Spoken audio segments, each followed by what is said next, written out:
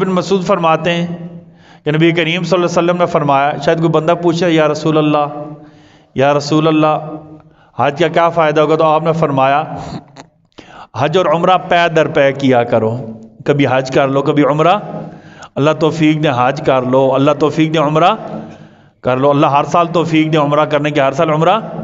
یہ جو ہمارے غلط فہمی پائی جاتی ہے کہ یہ حج کے پیسے غریبوں پر لگا دیں، ہم دیتے ہیں نا زکوٰۃ، صدقہ خیرات نہیں کرتے، لگاتے ہیں نا۔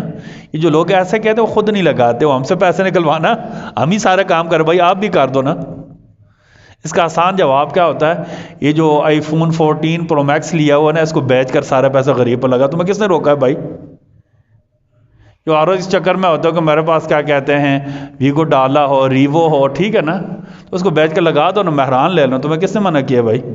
ہم نے منع کیا؟ لگاؤ پیسے بھائی، کس نے منع کیا؟ غریب کی بچوں کی شادیاں کراؤ، کس نے منع کیا؟